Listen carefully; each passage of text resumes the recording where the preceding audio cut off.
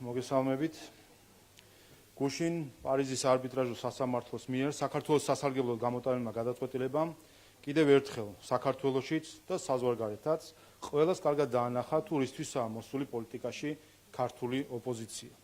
კიდევ ერთხელ აღმოჩნდა, რომ ნაციონალური მოძრაობის სატელიტი პარტია ლელო სინამდვილეში მხოლოდ თაღლითობის, უცხოეთის ინტერესების გატარებისა და საკუთარი ქვეყნის დაზიანებისთვის შექმნილი ორგანიზაციაა. ჩვენ ყოველთვის ვეუბნებოდით და ვაფრთხილებდით ჩვენს მოქალაქეებს, ჩვენს ამომრჩევლებს, ქართველ ხალხს, რომ იმ პათეტიკური და ძალად ემოციური გამოსვლების უკან, რომლითაც ლელოს სახეები გამოირჩევიან, სინამდვილეში მანკიერი და საქართველოს დამაზიანებელი ინტერესები დგას. პარიზის არბიტრაჟის გადაწყვეტილებამ ფაქტობრივად საფუძველი გამოაცალა ლელოს როგორც პარტიას და ხაზარაძე ჯაფარიძეს როგორც პოლიტიკოსებს. ვინაიდან ამ პარტიის შექმნის მთელი პრეისტორია მათი მხრიდან სამ პოსტულატს უკავშირდებოდა. პირველი, საქართველომ ჩაშალა ანაკლის პროექტი, მეორე, საქართველომ ზიანი მიაყენა ხაზარაძე ჯაფარიძის კომპანიას და მესამე, ხაზარაძის და ჯაფარიძის მიმართ წარმოებული სისხლის სამართლებრივი საქმე უსაფუძვლო იყო. ამ სამი ბრალდებით ისინი ცდილობდნენ საკუთარი თავისგან შეექმნათ მსხვერპლი და სამართლიანობისთვის მებრძოლად წარმოჩენილიყვნენ. თუმცა პარტიის შექმნიდან 4 წლის თავზე ეროვნულმა და საერთაშორისო სასამართლოებმა სრულად ჩამოშალეს ხაზარაძე ჯაფარიძის პოლიტიკური თაღლითობა. პირველი, პარიზის არბიტრაჟმა დაადასტურა, რომ პროექტი ჩაშალა თავად ხაზარაძე ჯაფარიძის კომპანიამ და სახელმწიფოს აქ არანაირი წვლილი არ მიუძღვის. ყველას შევახსენებ, თუ რას ითხოვდნენ ხაზარაძე ჯაფარიძეს სახელმწიფოსგან, მას შემდეგ, რაც მათ თავი ვერ მოუყარეს ინვესტიციისთვის საჭირო თანხას. მათ სურდათ, რომ სახელმწიფო ბიუჯეტით, ანუ ხალხის ფულით, დადგომოდა მათ გარანტირებული მოგების თავდებში. ეს იმას ნიშნავდა, რომ თუ ისინი ანაკლის პორტიდან ვერ მიიღებდნენ სასურველ მოგებას, ეს თანხა ყოველ ჯერზე უნდა მიეღოთ ბიუჯეტიდან. შესაბამისად, მიზანი იყო ისეთი ბიზნეს სქემის აწყობა, სადაც მათ კომპანიას უნდა ჰქონოდა გარანტირებული მოგება საქართველოს მოსახლეობის ხარჯზე. მეორე, პარიზის არბიტრაჟმა დაადასტურა, საქართველომ არათუ ზიანი მიაყენა ხაზარაძე ჯაფარიძის კომპანიას, არამედ პირიქით, მათ აქვთ აქეთ სახელმწიფოს ბიუჯეტისთვის $650,000 გადასახდელი.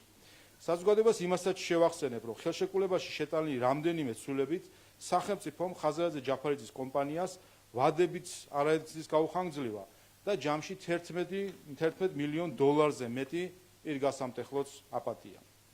მესამე, რაც შეეხება სისხლის სამართლებრივ დევნას.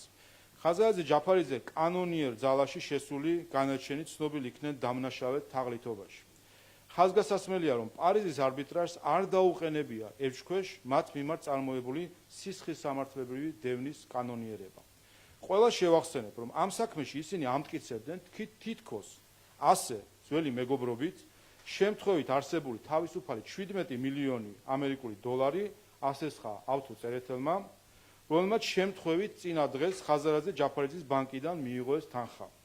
და ასევე შემთხვევით ისე აღმოჩნდა, რომ ეს $17 მილიონი საბოლოოდ უიმედოვალად გაფორმდა და არასდროს დაბრუნებია ბანკს. პარიზის არბიტრაჟის გადაწყვეტილება კიდევ ერთი რგოლია სასამართლოს გადაწყვეტილებებში, რომლებსაც ნაციონალური მოძრაობა მუდმივად აგებს, რადგან საკუთარი ქვეყნისა და სიმართლის წინააღმდეგ მოქმედებს.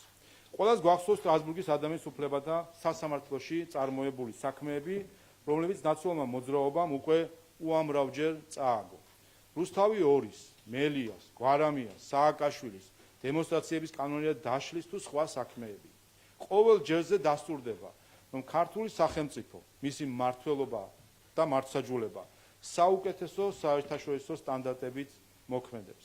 ასევე ყოველ ჯერზე დასტურდება, რომ ქართველებს და უცხოელებს, რომლებიც თავს ესხმიან ქართულ სახელმწიფოს და მართლმსაჯულებას, მხოლოდ ჩვენი ქვეყნის და ჩვენი ხალხის დაზიანების ინტერესი ამოძრავი. საბოლოოდ გაირკვა, თუ რეალურად რა იყო ხაზარაძე ჯაფარიძის პოლიტიკაში მოსვლის მიზეზი, პარტია ლელოს შექმნის საფუძველი და სულ ახლახან სხვა წვრილ პარტიებთან და არასამთავრობო სექტორის ფსევდოპოლიტიკოსებთან გაერთიანების ნამდვილი არსი.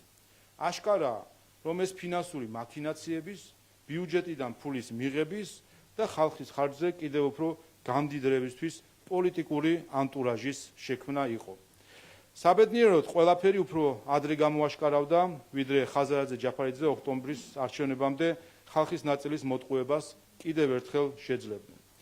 ლელოც და მისი გაერთიანებაც ისეთივე სიყალბეა, როგორი სიყალბეც აღმოჩნდა ხაზარაძის მიერ წლების განმავლობაში შექმნილი მითი ანაკლიის კონსორციუმის სახელმწიფოს მიერ შევიწროების შესახებ. ფაქტია, რომ ხაზარაძე ხალხს ხმას და $1.5 მილიარდ აშშ დოლარს თხოვდა. ფულზე პარიზის არბიტრაჟმა უთხრა უარი. ახლა ჯერი ხალხზე. მადლობა. მოგესალმებით ბატონ შალვა, ტელეკომპანია იმედი, ნინო არღულიანი. ამ თემასთან დაკავშირებით მექნება კითხვა, ჩვენი ბევრი მცდელობის მიუხედავად, თავად პოლიტიკაში წასული ბანკირები კომენტარს არ აკეთებენ, განცხადებით შემოიფარგლა ანაკლიის კონსორციუმიც სამწუხაროა, მხოლოდ ასეთია მათი შეფასება არბიტრაჟის გადაწყვეტილებაზე. თქვენ თვით რომ გაირკვა რეალური მიზნები, თუმცა სახელმწიფოს იმიჯის თვალსაზრისით, თუნდაც ინვესტორების ნაწილში საკმაოდ სერიოზული ზიანი მიადგა, მაშინ როდესაც ქვეყნის შიგნით თუ ქვეყნის გარეთ ჩვენ გვახსოვს მამუკა ხაზარაძის და ბადრი ჯაფარიძის განცხადებები ანაკლიასთან მიმართებაში. კიდევ ერთხელ რომ გვითხრათ ჩვენ ბევრჯერ გადადებული ვალდებულების შესრულება გვახსოვს რომ სახელმწიფოს თანადაფინანსებას ითხოვდნენ ეს ბიზნესმენები ანაკლიის ასაშენებლად. კიდევ ერთხელ რომ გვითხრათ სახელმწიფოს წილი რა იყო იმაში რომ მაგალითად დღეს სოციალურ ქსელში კიდევ ერთხელ წერს კონსორციუმიც და ხაზარაძეც რომ სახელმწიფოს დიდი პასუხისმგებლობაა რომ უკვე 4 წელია ანაკლია მოქმედებაში და მუშაობაში არ არის პორტს გულისხმობ. უბრალოდ ყოვლისა ხაზარაძე ჯაფარიძე და მათმა კომპანიამ ფაქტობრივად 8 წელი დააკარგინეს სახელმწიფოს ანაკლიის პროექტთან დაკავშირებით. 4 წელი ხელშეკრულების გაფორმებიდან, როდესაც ისინი ფაქტობრივად არაფერს აკეთებდნენ და ვერ შეძლეს პროექტის განხორციელება და შემდეგი 4 წელი 2020 წლიდან მოყოლებული, როდესაც მათ წამოიწყეს დავა საქართველოს წინააღმდეგ და რა თქმა უნდა ეს დავა გარკვეულ ტვირთად იყო ჩამოკიდებული სახელმწიფოზე. დღეს იუსტიციის მინისტრიც აღნიშნა $1.5 მილიარდ, რასაც ისინი ითხოვდნენ, ეს არის ბიუჯეტის იყო, როცა მაშინ ითხოვდნენ ბიუჯეტის მეოთხედი. და ამ ხალხს სურს წარმოაჩენს თითქოს ისინი ხალხზე ზრუნავენ და პოლიტიკაში ამ კრედოთი არიან, რომ ბიუჯეტის მეოთხედს ითხოვდნენ საკუთარ ანგარიშებზე დასასმელად. რაც შეეხება თავად პროცესს, რა თქმა უნდა, ეს ზოგადად იმის გათვალისწინებით, რომ მათ ამ ბიზნეს საკითხისგან შექმნეს პოლიტიკური საკითხი და კიდევ ერთხელ ხაზს უსვარ, ეს იყო მიზეზი, საბაბი, ასე ვთქვათ, მათი საბაბი პოლიტიკაში წასვლისა, რომელიც დღეს გამოიცვალა საერთოდ და ეს გარკვეულწილად ზიანს აყენებდა საქართველოს იმიჯს გარეთაც. შეგახსენებთ, რომ პარტია ლელო და თავად ხაზარაძე ჯაფარიძე აქტიურობენ ასევე საერთაშორისო ასპარეზზე. პარტია ლელო წევრიანდება სხვადასხვა გაერთიანებებში, ისინი ხშირად არიან მიღებული სტუმრები სხვადასხვა დიპლომატიურ შეხვედრებზე თუ საზღვარგარეთ. თაღლითები, ანუ სისხლის სამართლის წესით თაღლითად ცნობილი ადამიანებს ართმევენ ხელს, მათ პოლიტიკურ მოსაზრებებს ისმენენ და პოდიუმ დისკუსიებში მონაწილეობას იღებენ ხოლმე. სულ ახლახან ნახეთ ერთი ასეთი ღონისძიება ჩატარებული, სადაც ერთადერთი პარტია იყო სწორედ წარმოდგენილი ლელო. ეს კიდევ ერთხელ ადასტურებს, რომ ამ ყველაფრის უკან, რა თქმა უნდა, ბიზნეს ინტერესებთან ერთად პოლიტიკური ინტერესებიც იდგა ანაკლიას რაც შეეხება და ამ ინტერესების გატარებას ცდილობდა მამუკა ხაზარაძე, ბადრი ჯაფარიძე და მთლიანად პარტია ლელო. ამიტომ მნიშვნელოვანია ერთი რამ, რომ საბოლოოდ დადასტურდა თუ რა არის ამ პარტიის კრედო, რომ თაღლითობა ეს იყო არამხოლოდ ის ერთეული შემთხვევა, რომელიც გამოაშკარავდა და სასამართლოს მიერ იქნა კიდევაც ამასთან დაკავშირებით განაჩენი გამოტანილი, არამედ პოლიტიკური თაღლითობა იყო ბოლო 4 წელი, როდესაც ერთის მხრივ რაღაც მამულიშვილური პოზიციები ეჭირათ თითქოს და ლელოს პათეტიკა ზოგადად და ესე ვთქვათ სტილი მათ საუბარის ყველასთვის ცნობილი არის, ის პათოსი, რომელთაც ისინი საუბრობენ და აღმოჩნდა, რომ ეს იყო ჩვეულებრივი 4 წლიანი პოლიტიკური თაღლითობა, რომელიც გუშინ პარიზის არბიტრაჟის გადაწყვეტილებით დასრულდა. კიდევ რამდენიმე კითხვა მაქვს და პირველი დავიწყებ გუშინ ქართულმა ოცნებამ გამოაქვეყნა კვლევა არასამთავრობოებთან მიმართებაში, რომლებმაც არჩელი საკონსტიტუციო სასამართლოში შეიტანეს. ამ კვლევის მიხედვით თავად ამ არასამთავრობოებს, როგორც თქვენი პარტია განმარტავს, გამჭვირვალობის დეფიციტი აქვს იგივე ინფორმაცია ვებგვერდებთან მიმართებაში, დონორებთან და გრანტებთან დაკავშირებით. თქვენ როგორ ფიქრობთ, გამჭვირვალობის კანონის მოწინააღმდეგეები რატომ გაურბიან გამჭვირვალობას აი ამ კონკრეტული სარჩელის საფუძველზე? უპირველეს ყოვლისა, მინდა მადლობა გადავხადო გივი მიქანაძეს, ვინაიდან ეს მნიშვნელოვანი კვლევა იყო და შრომა, რომელიც ამას ჩადებულია. გახსოვთ თქვენ ჩვენი თავდაპირველი კვლევა 474 ორგანიზაცია, რომელიც ხელს აწერდა თავის დროზე პეტიციას და აპროტესტებდა კანონს. აღმოჩნდა სავალალო მდგომარეობა, რომ ნახევარს ვებგვერდიც კი არ ქონდა რა გამჭვირვალობაზეა საუბარი და აღარაფერს ვამბობ ვიცოდით თუ არა მათი დონორების შესახებ რამე ან გრანტის ოდენობასთან დაკავშირებით იყო კატასტროფული შედეგები. შემდეგ ამ ორგანიზაციებიდან ნაწილმა უკვე სარჩელით მიმართა საკონსტიტუციო სასამართლო, შეგვიძლია ჩავთვალოთ ეს 121 ორგანიზაცია, ისეთი ორგანიზაცია, რომელიც ასე თქვა თავს აქტიურად თulis და მათ შორის აქვს უნარი, რომ საკონსტიტუციო სასამართლოში წარმოადგინოს სარჩელი. ჩავხედეთ ამ 121 ორგანიზაციას და აქაც კატასტროფული მდგომარეობა არის. თუ სწორად მახსოვს, დაახლოებით 70% არის ორგანიზაციები, რომელიც არ ვიცი საერთოდ რა თანხებს იღებენ. მათი გრანტების მოცულობა არის უცნობი. და სულ 121-დან 21 ორგანიზაციას ჰქონდა მინიმალური სტანდარტი გამჭვირვალობის დაკმაყოფილებული 17% ორგანიზაციებისა. და გასაგებია, რომ ეს ფარისევლობაა, როდესაც ისინი საუბრობენ და ჩვენ გვახსოვს, რომ საუბრობენ გამჭვირვალობისთან დაკავშირებით და ჩვენ გვახსოვს, რომ თავის დროზე ისინი და მათი დონორები დახულულ კარს მიღმას და საჯაროდას გვიმტკიცებდნენ, რომ ყველაფერი გამჭვირვალეა, პრობლემა არ არის არანაირი ინფორმაციის მოძიება. აი კვლევა გამოქვეყნდა და ნახეთ ის 121 ორგანიზაციიდან, მათ შორის დეტალური სიაცარი ორგანიზაციებისა და შეეცადეთ, აბა მოიპოვეთ თუ ნახავთ რამხელა არის მათი გრანტის მოცულობა, ვინ არის მათი დონორი, წლიური ანგარიშს არ უნდა აქვეყნებდნენ ისინი, ანგარიშვალდებული არ უნდა იყვნენ ქართული ხალხის მიმართ. ეს არის თავარი კიდევ ერთხელ თავარი ფარისევლობა, როდესაც არასამთავრობო ორგანიზაციები, განსაკუთრებით მდიდარი ორგანიზაციების კლანი ცდილობს წარმოაჩენოს, რომ ისინი წარმოადგენენ საზოგადოებას, ისე რომ მათ არანაირი ლეგიტიმაცია საზოგადოებისგან არ აქვთ და არც ანგარიშვალდებულად თვლიან თავს საზოგადოების მიმართ, რომ მათ წელიწადში ერთხელ მაინც ჩააბარონ ანგარიში, რა გააკეთეს მათ სასარგებლოდ. ისინი ამას აკეთებენ, რა თქმა უნდა, დონორის მიმართ. მათ წლიურ ანგარიშსაც აბარებენ, შინაარსობრივ, ფინანსურ ანგარიშსაც აბარებენ, ყველა ინფორმაციას დაწვრილებით აძლევენ. რატომ? იმიტომ რომ მათ ლეგიტიმაცია დონორებისგან აქვს, ისინი მათგან იღებენ ფულს და შესაბამისად ანგარიშსაც აბარებენ მათ და თავს ანგარიშვალდებულად არ თვლიან ქართული ხალხის მიმართ. ამიტომ ეს სავალალო მდგომარეობა არის და ეს აჩვენებს კიდევ ერთხელ, რომ თუ რა პრობლემა არის ამ მხრივ. და მეორე ასპექტს მინდა კიდევ ხაზი გავუსვა. ჩვენ მოგვდის ინფორმაცია, რომ ზოგიერთი დონორი არასამთავრობო ორგანიზაციებს არწმუნებს და ემუშავება იმაზე, რომ ისინი არ დარეგისტრირდნენ რეესტრში, გამჭვირვალობის რეესტრში. როგორც იცით, უკვე ცოტა ხანში ამოქმედდება ეს რეესტრი და ასეთი ინფორმაცია მოგვდის, გვესმის, რომ არის ერთის მხრივ ეუბნებიან, რომ ის ვის დარეგისტრირდება, ვერ მიიღებს გრანტს, თუ დარეგისტრირდება, მეორე მხრივ მიდის, ასე ვთქვათ, კონსულტაციების გაწევა თუ როგორ აუარონ გვერდი ამ კანონს და რა გზები და მახინაციები გამოინახოს იმისთვის, რომ არ დარეგისტრირდნენ და ამავე დროს მიიღონ გრანტი, მათ შორის მიდის კონსულტაციები და რჩევები იმასთან დაკავშირებით, რომ დარეგისტრირდნენ საზღვარგარეთ, რაც საერთოდ უკვე სასაცილო არის და ზღვარცდება ყოველგვარი ასე ვთქვათ სერიოზულობისა, რომ გამოდის, რომ არასამთავრობო ორგანიზაციები, რომლებიც ამბობდნენ, რომ მათთვის უცხო ძალის ინტერესების გამტარებლის რეგისტრაცია წარმოადგენს გარკვეულ კლიშეს, რომელსაც ისინი გაურბიან. ამბობენ, რომ მათთვის იყო მიუღებელი, რომ ისინი აღქმული იყვნენ როგორც უცხო ძალის ინტერესების გამტარებელი და რა გამოდის, ისინი თუ დარეგისტრირდებიან საზღვარგარეთ, ეს პირდაპირ უცხოური ძალა გახდებიან. კიდევ უფრო უარესი მათი გადმოსახედიდან ესე გამოდის, ხომ? ანუ თავად რასაც უწოდებდნენ მიუღებელს საკუთარი თავისთვის, რომ იყო წარმომადგენელი უცხოური ძალის, აღმოჩნდა, რომ თურმე მისაღები არის უცხოური ძალა თუ დარეგისტრირდნენ საერთოდ.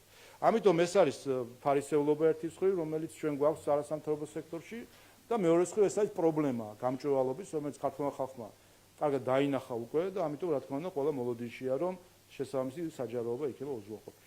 ბატონ შავა, ისევ გამჭვირვალობის კანონზე რომ მკითხოთ, არასამთავრობოების მიზანი თქვენივე განცხადებით გასაგებია საკუთარი გაუმჭვირვალობის გადაფარვა შეიძლება და არ სურდეთ მათ გარკვეული ინფორმაციის გაჟღერება. პოლიტიკურ ნაწილში რას ფიქრობთ, როდესაც ჩვენ პარალელურ რეჟიმში ვადევნებთ თვალს პრეზიდენტის სალომე ზურაბიშვილისა და ოპოზიციის მოქმედებას იგივე საკონსტიტუციო სარჩელთან მიმართებაში, აი რატომ არის მათთვის, რატომ არიან წინააღმდეგობაში ისინი გამჭვირვალობასთან? ეს ახლა საერთაშორისო ერთი ორკესტრირებული კამპანია არის საქართველოს წინააღმდეგ და აქაც კარგად ვხედავთ ვინ არის ჩაბმული ერთიან ასე ვთქვათ ორკესტრირებულ თავდასხმაზე საქართველოს წინააღმდეგ და ჩვენი სახელმწიფოს წინააღმდეგ. რაც შეეხება საკონსტიტუციო სარჩელს, აქ ერთი საკითხი არის რომ აქაც კიდე ერთი ფარისეულობა ოპოზიციის მხრიდან და სალომე ზურაბიშვილის მხრიდან სულ რამდენიმე თვის წინ ისინი საკონსტიტუციო სასამართლოს მოსამართლეებს სხვადასხვა ეპიტეტებით მოიხსენებდნენ, რამის მონებად გამოაცხადეს მოსამართლეები იმისთვის, რომ იმპიჩმენტის გადაწყვეტილებასთვის, ასე ვთქვათ, ლეგიტიმაცია კითხვის ნიშნავს დაეყენებინათ და დღეს იმავე მოსამართლეებს მიმართავენ სამართლის საპოვნელად.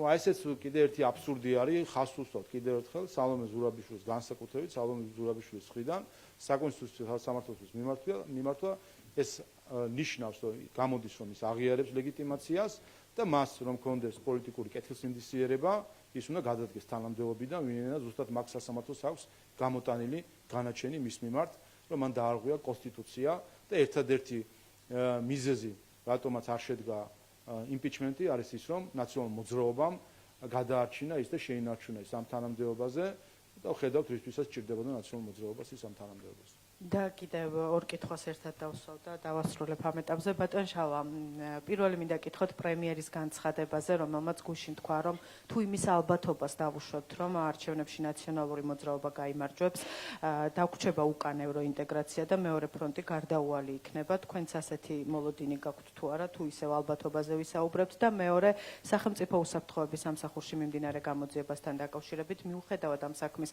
მასშტაბურობის და ხმაურიანობის, ასე ვთქვათ, ამ საქმის მუხლიდან გამომდინარე, ოპოზიციის განცხადებები მოისმინეთ ალბათ, რომელიც ამბობს, რომ მხოლოდ წინასაარჩევნო საქმეა, რომელიც ქართულ ოცნებას ხმებისთვის შესაძლოა დაჭირდა.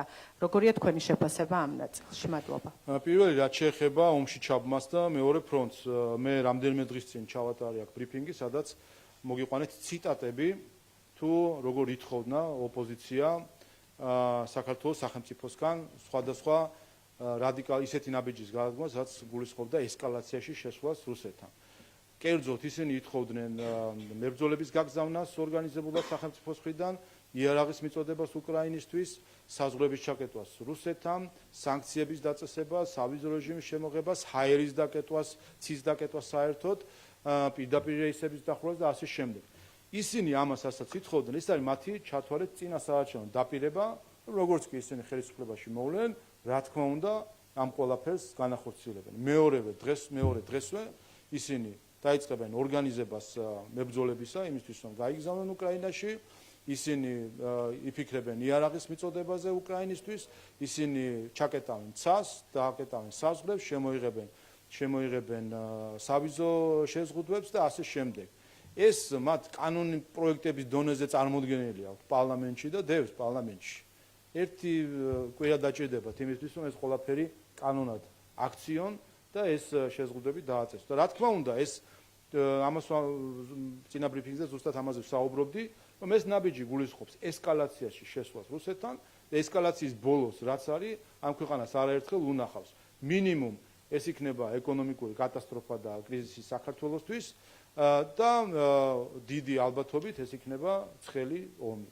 ამიტომ რა თქმა უნდა, ოპოზიციას ერთი გრამი ძალაუფლებას რომ ჩაუვარდეს ხელში, ისინი იმავე მომენტში სწავლენ ესკალაციაზე რუსეთთან, დააწესებენ სანქციებს, გააგზავნიან შეიარაღებას უკრაინაში, ასე შემდეგ, ყველაფერს იმას, რასაც ისინი ჩვენ გვსაყვედურობენ, რა თქმა უნდა, გააკეთებენ და მეორე დღესვე საქართველო აღმოჩნდება ჩართული ომში. ეს არის მათი წინასაარჩევნო დაპირება და ასე შეხედოს ყველა მოქალაქემ მათ წინასაარჩევნო ბანერზე. იქ უნდა ამოიკითხონ, რომ ისინი ქართულ ხალხს პირდებიან ომს. რაც შეეხება გამოძიებას, რომელიც უსაფრთხოების სამსახურში მიმდინარეობს, თავისთავად ეს უსაფრთხოების სამსახურის საკითხი არის ამ დეტალები ამ გამოძიებისა, თუმცა იმ კონტექსტის გათვალისწინებით, რომელიც შექმნილია ზოგადად მსოფლიოში და რეგიონში, იმ ფაქტებიდან გამომდინარე, რომელიც ყოველ ჯერზე გვეუბნებიან, რომ ყველაფერი შემთხვევითი იყო ეს ყველაფერი, რა თქმა უნდა, ასეთი შემთხვევითობების ჩვენ არ უნდა გვჯეროდეს. ყოველ შემთხვევაში უნდა კრიტიკული ვიყოთ ამ შემთხვევითობების მიმართ და არსებობს როგორც ჩანს სარწმუნო მონაცემები უსაფრთხოების სამსახურში და ამიტომ მნიშვნელოვანი არის ამ საქმის ბოლომდე ჩაყოლა.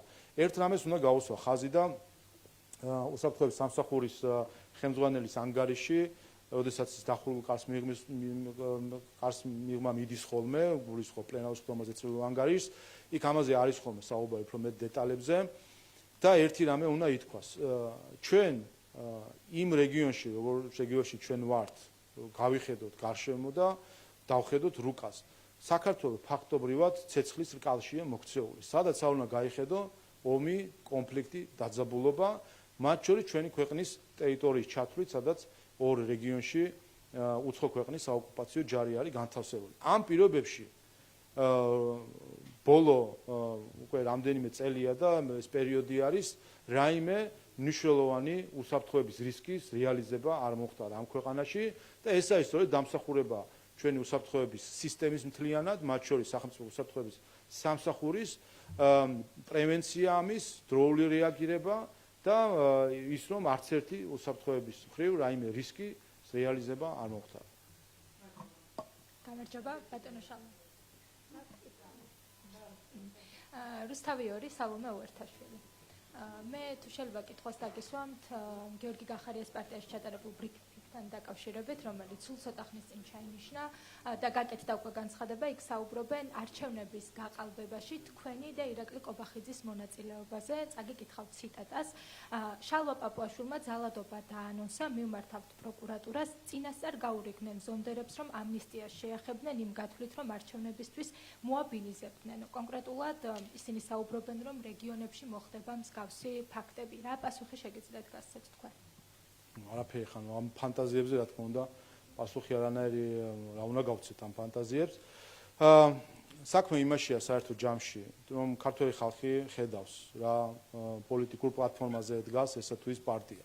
ქართველი ხალხი ხედავს 12 წლიან უწყვეტ მშვიდობას ამ ქვეყანაში და ქართველი ხალხი ხედავს თუ საით მიაქანებს ოპოზიცია მათ. ეს არის ზუსტად ომი, ძალადობა, რომელიც ასოცირდება რადიკალურ ოპოზიციასთან. შეგახსენებთ, რომ რადიკალური ოპოზიცია, როგორც ხელისუფლებაში ყოფნის დროს იყო ძალადობის შემოქმედი და მათ შორის ძალადობის სისტემის შექმნელი და ამ სისტემის შემქმნელები დღეს თავსაფარებენ ევროკავშირს, შეგახსენებთ ამასაც და სამწუხაროდ დღემდე ვერ შევძელით, რომ გადმოგვეცას ევროკავშირის ტერიტორიიდან ის კრიმინალები, რომლებიც თავსაფარებენ ევროკავშირის ტერიტორიას. და მეორე ძალადობა ბოლო პერიოდში განსაკუთრებით ვიხილეთ ოპოზიციის მხრიდან, როდესაც ისინი პოლიტიკური ოპონენტების მიმართ აწარმოებენ ძალადობას, მათ შორის არასამთავრობო ორგანიზაციები, ამაზე ჩვენ არაერთხელ გქონდა საუბარი, როდესაც ხდებოდა პირდაპირ ტერორის კამპანია უცხო ქვეყნიდან დაფინანსებული NGO-ების მხრიდან პოლიტიკურ თანამდებობის პირების მიმართ, გახსოვთ თქვენ პოლიტიკურ თანამდებობის პირების პირადი სატელეფონის პირადი ნომრების გასაჯაროება, მუქარა, დარეკვა მათ ოჯახის წევრებთან, რასაც NGO-ების თანამშრომლები აკეთებდნენ, ოჯახის წევრების მიმართ მუქარა, პოლიტიკოსების მიმართ მუქარა და ასე შემდეგ მთელი კამპანია ძალადობის. ასე რომ არ ვიცი ხა სასაცილოა უბრალოდ, როდესაც ოპოზიცია საუბრობს იმაზე, რომ მათ რაღაც შიში აქვთ ძალადობის. არავის არანაირი ძალადობა ქვეყანაში არ იქნება, რა თქმა უნდა, იქნება ძალიან ყველას მოუწოდებ, რომ გავიდნენ მოსახლეობას შეხვდნენ. მეორე საკითხია, რა აქვთ მათ სათქმელი მოსახლეობასთან და რა იქნება სათქმელი მოსახლეობას მათთვის. გასაგებია ხა ისინი რასაც გულისხმობენ ძალადობასთან მოწოდებასთან დაკავშირებით, ჩემს სიტყვებს, როდესაც მე ვთქვი, რომ რა თქმა უნდა მათ პასუხს მოთხოვენ იმ ყველაფრისთვის, რაზეც ისინი ასეთკენას მოუწოდებენ ისინი სახელმწიფოს, მაგრამ პასუხს მოთხოვენ პოლიტიკურად. რატომ მათ სწორედ ეს არის სინამდვილეში, სადაც ჩანს მათი მათი დაშინება, რომ მათ უნდა დააშინონ მოსახლეობა, რომ კრიტიკული კითხვები არავინ არ დაუსვას. და როგორც კი ვინმე კრიტიკულ კითხვას დასვას, ამას მონათლავენ როგორც ძალადობას. ნუ ეს არის საბოლოო ჯამში, იმიტომ იციან, რომ რა თქმა უნდა, მოსახლეობას ეს კითხვები მათ მიმართ ექნება და იმისთვის, რომ ეს კითხვები არ დაისვას და დააცენზურონ და ესე ვთქვათ, გააჩუმონ კრიტიკოსები, ამიტომ მიმართავენ თავად დაშინების მეთოდს. და კიდევ ერთი შეკითხვა თუ შეიძლება, თეონა აქუბარდიას ჰქონდა დღეს პარლამენტში ასევე ბრიფინგი, მან ისაუბრა, რომ დანიის საგარეო საქმეთა სამინისტროდან მიიღო წერილი, სადაც ნათქვამია, რომ გამჭვირვალობის კანონი თავდაცვის მიმართულებით ძალიან უარყოფითად აისახა. საქართველოში გაიყინა დაფინანსება და შეჩერდა პროექტები, იგეგმება ასევე ურთიერთობების გადახედვა. თქვენ რა ინფორმაცია გაქვთ და რა შეგიძლიათ ამ განცხადებაზე? არ ვიცი, ქალბატონ თეონა ზოგადად უცხო ქვეყნებთან აქვს უფრო მჭიდრო კავშირი როგორც ჩანს და მიმოწერაში არის მათთან, მაგრამ კიდევ ერთხელ გავიხსენებ, რომ ქალბატონი თეონა აქუბარდია მოუწოდებდა საქართველოს სახელმწიფოს, რომ მიეწოდებინა უკრაინისთვის ჯავშან მანქანები და ამუნიცია. ანუ პირდაპირ მოუწოდებდა, რომ საქართველოს ჩართულიყო ომში. ამიტომ რაიმე უსაფრთხოების თემებზე არც კი ვფიქრობ, რომ ზოგადად ღირს პასუხისგაცემა ამ ადამიანის მიმართ, რომელიც საქართველოს პირდაპირ მიაქანებდა ომში. ბატონო შალვა, გამარჯობა, ნინო სამყურაშვილი. მთავარი არხი რამდენიმე კითხვა მექნება მეც და ერთი რითიც მინდა რომ დავიწყო, აი თეონას თემა მინდა რომ გავაგრძელო და იქ მთავარი მისი გზავნილი, რაც ოპოზიციას ჰქონდა და ასე ვთქვათ, თეონასაც ჰქონდა, იყო ეს რომ ხდება ისე რომ აი ამ კანონის გამო ქვეყანამ ძალიან უკან დაიწია და თქვენ რა სიტყვით ამ ნაწილთან მიმართებით და კიდევ შეიძლება რომ მეცელოდოთო ანუ პასუხისგებლობა უნდა აიღოს ამაზე ხელისუფლებამ. თქვენი პასუხი რა არის ამ ყველაფერთან დაკავშირებით, რომ ჩვენ ამ კანონმა დაგვაზარალა, კიდევ უფრო დაგვაზარალებს მოლაპარაკებები გაჩერებული. არა, რა თქმა უნდა, ეს კანონი არათუ დაგვაზარალებს პირიქით, უფრო გააძლიერებს სახელმწიფოს, ვინაიდან მოქალაქეებს ექნებათ მეტი ინფორმაცია თუ რა გავლენები არის პოლიტიკაში თუ მის მიღმა, საზოგადოებრივ ცხოვრებაზე რა გავლენები ხორციელდება, ვის მიერ არის ეს დაფინანსებული და ვინ დგას ამ ყველაფრის უკან. ამიტომ რა თქმა უნდა, ჩვენი დემოკრატიაც კიდევ უფრო გაძლიერდება, რაც უფრო გამჭვირვალე იქნება. ეს არის ანი და ბანი დემოკრატიისო, რაც უფრო მეტი გამჭვირვალობაა, მით უფრო ძლიერი არის დემოკრატია, მათ შორის ძლიერი არის დეზინფორმაციის მიმართ საზოგადოება. რაც შეეხება სხვადასხვა დაფინანსებას. მოლაპარაკებები რომ არ გრძელდება ბატონო და გაჩერებული როა და დახმარება რომ გაჩერდა. აი ამაზე უპირველეს ყოვლისა, ჩვენ შევხედოთ პრიორიტეტები ჩვენი რა არის. ჩვენი პრიორიტეტი არის ჩვენი სახელმწიფოს სიძლიერე, ეკონომიკური და პოლიტიკური სიძლიერე ჩვენი სახელმწიფოს.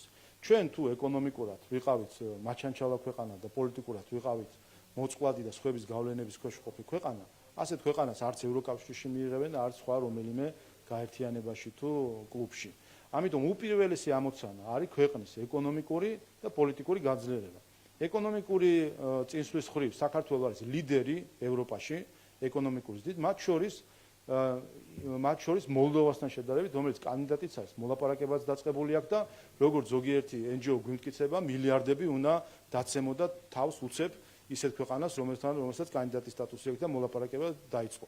აი ხედავთ, რომ ჯერჯერობით ეს მილიარდები ან არ ეცემა მოლდოვას, ან არ ვიცი, არ იყენებენ როგორც საჭირო არის, ვინაიდან საქართველოს მოლდოვასთან შედარებით თუ არ ვცდები 8-ჯერ თუ 7-ჯერ მეტი მაღალი ეკონომიკური ზრდა აქვს.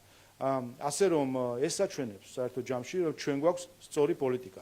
რაც შეეხება ეკონომიკურის გარდა მეორე პოლიტიკურ მიმართულებას, რა თქმა უნდა, რაც უფრო გამჭვირვალე იქნება საზოგადოებრივი სფერო მთლიანად და რაც უფრო გამჭვირვალე იქნება ყველა ორგანიზაცია, რომელიც გავლენას ახდენს მოქალაქეების ცხოვრებაზე, ეს უფრო გააძლიერებს თითოეულ მოქალაქეს, გააძლიერებს ჩვენ დემოკრატიას და მას უფრო რეზისტენტულს გახდის გარე გავლენების მიმართ.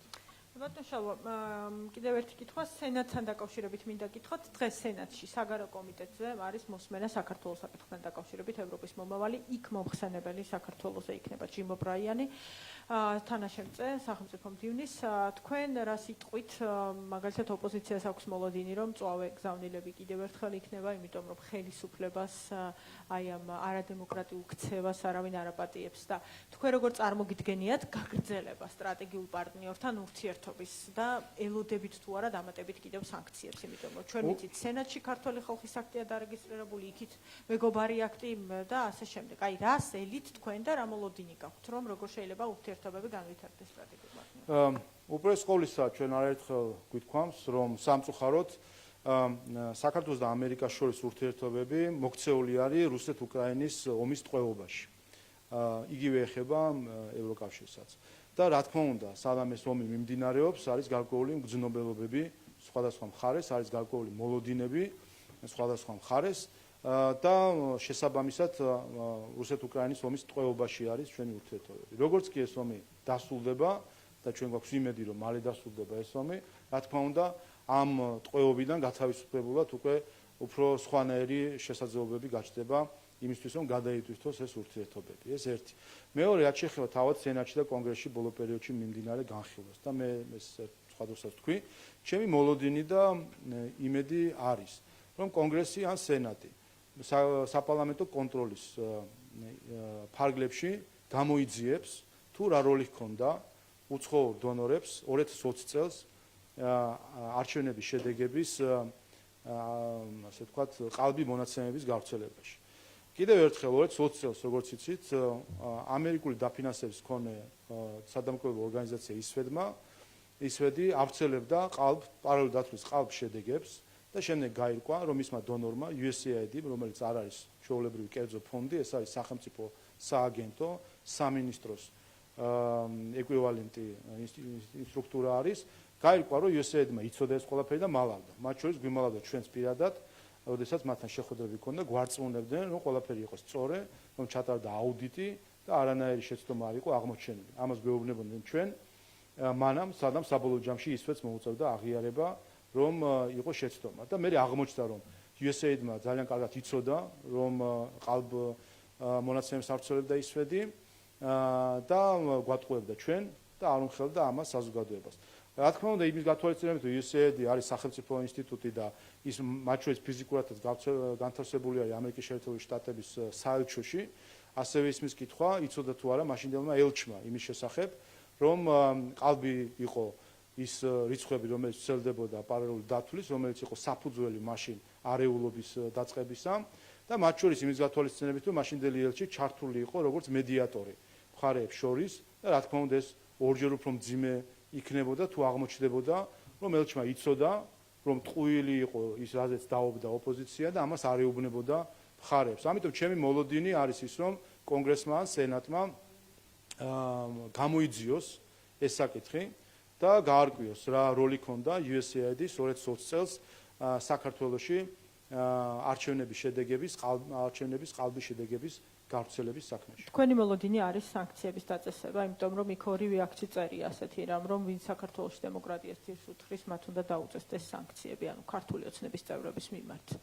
ფინანსური სანქციების მოლოდინი გაქვთ დამატებითი ნაბიჯების გადადგმის სახელმწიფო დეპარტამენტის იქითაი პირობითად, რომ კონგრესმა დაავალოს უკვე სახელმწიფო დეპარტამენტს თუ ასე შემდეგ, რომელიმე უწყებას, რომ ეს ნაბიჯები. ჩემი მოლოდინია, რომ კონგრესმა ან სენატმა გამოიძიოს თუ რა როლი ჰქონდა USAID-ის ამ საქმეში, თუ რა როლი ჰქონდა ამერიკის შეერთებული შტატების საელჩოს ზოგიერთ თანამშრომელს ამ საქმეში, რაც შეეხება 2020 წლის არჩევნების ყალბი შედეგების გავრცელებაში და ამით არეულობის წაქეზებაში და შესაბამისად თუ გამოჩნდება პირები, რომლებიც USAID-ის თუ სხვა მხრიდან ჩართული იყვნენ ყალბი შედეგების გავრცელებაში, შესაბამისი ამ პირების შესაბამისი დასჯა იმ მეთოდებით, რომელიც არსებობს ამ შემთხვევაში. ქართული ოცნების მიმართ არ გაქვთ ასეთი მოლოდინი, მე ამას გეკითხებით. 2020 გავიგე ბატონ შალვა და ეს ახსნა განმარტებაც გავიგე, მაგრამ ქართული ოცნების წევრების მიმართ, აი პირადად, ანუ როდესაც ამბობენ, რომ სანქციები მაგალითად სავიზო შეზღუდვები აქვთ დაწესებული დეპუტატებსაც, ხო, პარლამენტში.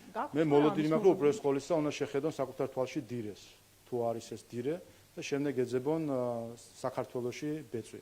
საქართველოს თვალში ბეწვი. ამიტომ უპირველეს ყოვლისა, რა თქმა უნდა, ჩვენ ველით პასუხს და სხვათა შორის მე ამას ვიმეორებ ხოლმე პერიოდულად USAID-თან დაკავშირებით და ხედავთ, რომ არც ერთხელ ამაზე აიმე გამოხმაურება არ ყოფილა. იმიტომ რომ აქ მე მაღალი ეჭვი მაქვს, რომ რა თქმა უნდა, დიდი გადაცდომა იმალება ამ ყველაფრის უკან, რომელიც მაშინ ჩვენ ბეწვზე გადავრჩით არეულობას. 2020 წელს ჩვენ ახლა 4 წელი გავიდა და შეიძლება თავისუფლად უყურეთ, მაგრამ 2020 წელს თავის დროზე ქართულ ოცნებასაც მაშინ ბრძნულად და წინდახედულად რომ არ ემოქმედა, იქ ისეთი არეულობა შეიძლება ყოფილიყო, რა მოხდებოდა შემდეგ. კაციშვილმა არ იცის. ქვეყანას თავდაყირა აყენებდა ფაქტობრივად ისვედი თავისი ყალბი პარალელური დათვლის ყალბი შედეგების გავრცელებით. და აღმოჩნდა, რომ ამაში დონორიც იყო ჩართული. და დღეს იგივე ორგანიზაციები დღეს გვეუბნებიან, რომ არჩევნებზე დამკვირვებლები უნდა იყვნენ. ამიტომ რა თქმა უნდა, მნიშვნელოვანია გაირკვეს სიმართლე. რა იცოდა USA-დმა და თუ იცოდა, რატომ უმალავდა იმ ქართველ ხალხს, რომელზეც მე გვეუბნებიან, რომ ქართველი ხალხის ინტერესებით მოქმედებენ. ამიტომ ჩემი მოლოდინია, რომ ეს საქმე იქნება გამოძიებული ამერიკის შეერთებული შტატების მხრიდან და თუ კი არის იქნებიან პირები, რომელსაც აქ მიუძღვით გარკვეული დანაშაული თუ გადაცდომა, შესაბამისი ზომები იქნება მიღებული. ორი კითხვა კიდე დამრჩა, ამიტომ ერთნაირად ერთად კითხავთ და იქნებ რომ მოვასწროთ და რომ ბავშვებმაც მოვასწრო. მოკლედ, ირანის ამბავი მინდა კითხოთ. ირანში საქართველოს პრემიერ-მინისტრი არის ინაუგურაციაზე, ახალი პრეზიდენტის. ძალიან მწვავე გამოხმაურებები აქვს ოპოზიციისგან, რომ ჯერ სატირალში წავიდა, ახლა ინაუგურაციაზეც წავიდა. და იმ დროს, როდესაც იქ მხოლოდ დადის ჰამასი და ჰეზბოლა, რა უნდა იქ საქართველოს პრემიერს ამ ნაწილზეც და იმ კონტექსტშიც რომ გვიპასუხოთ, რომ ეს ყველაფერიო დიდი ალბათობით არის, იმიტომ რომ ამერიკის საპერწონეთ აკეთებენ, რომ მათ ერთგვარად პოლიტიკურ სიგნალს უგზავნიან და მეორე ამბავი კიდევ ეს თემა ძალიან გიყვართ, რომ კანონი ამოქმედება უახლოეს პერიოდში და ანუ იუსტიციის სამინისტრომ უკვე დაავალა უბრალოდ იუსტიციის მინისტრმა საჯარო რეესტრს, რომ შეიქმნას ეს ბაზა და ასე შემდეგ. ვინ უკვე რას უნდა ელოდოს, არ ვიცი, აი ეს ხალხი ამბობს არასამთავრობო ორგანიზაციებს გულისხმობ, რომ ისინი არ დარეგისტრირდებიან. ხო, აი პირველ ჯარიმებს როდის უნდა ველოდოთ, რა ნაბიჯებით წავა და როგორიც გზას გაივლის უკვე ამოქმედება, ასე ვთქვათ, კანონის.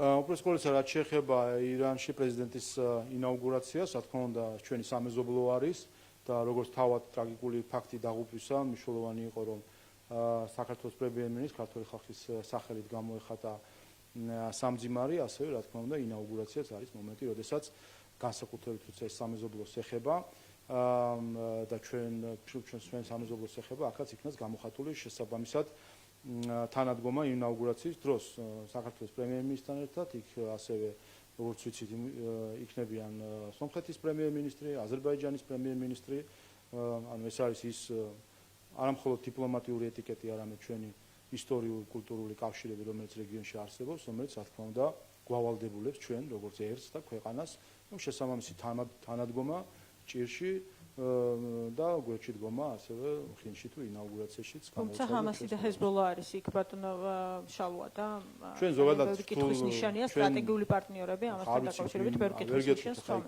ვინ იმყოფება, სად იმყოფება ვერ გეტყვით.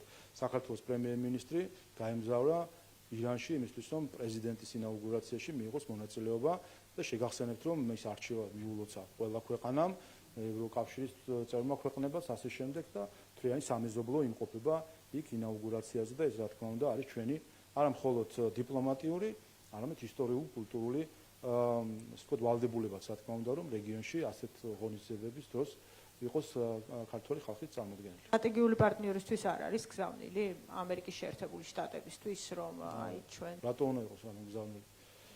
რატო უნდა იყოს ამ გზავნილი?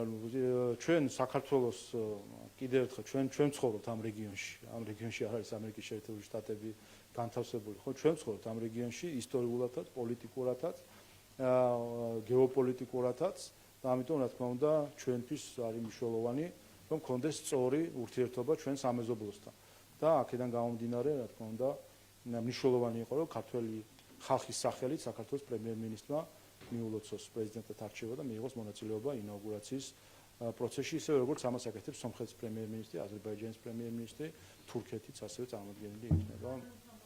რაც შეეხება კანონს, ხო, თავად კანონს ახლა ნელ-ნელა იწყება ეტაპი ამოქმედების, იცით რომ იუსტიციის სამინისტრომ შექმნა უკვე შესაბამისი დეპარტამენტი და დღეს იუსტიციის მინისტრმა მოგახსენათ კიდევაც რომ ტექნიკურად უკვე ყველაფერი მომზადებული არის ელექტრონული რეესტრის სახით, ახლა უკვე თავად ჯერი არის არასამთავრობო ორგანიზაციებზე, მედია ორგანიზაციებზე, რომელიც უნდა დარეგისტრირდნენ ამ რეესტრში. სიმართლე გითხრათ, ხა ეს ტექნიკური საკითხები მე უკვე ამდენად ჩახედული არ ვარ, თუ ზუსტად როგორ უნდა მოხდეს იუსტიციის სამინისტრო დარწმუნებული ვარ, როგორც სხვა სერვისებს აქაც საკმაოდ მომხმარებელზე ორიენტირებულად განახორციელებს ამ ყველაფერს. ამიტომ მოუწოდებ ყველა ორგანიზაციას, რომელიც 2023 წლის მდგომარეობით 20%-ზე მეტ დაფინანსებას იღებდა ქვეყნის გარედან, რომ დარეგისტრირდნენ ამ რეესტრში.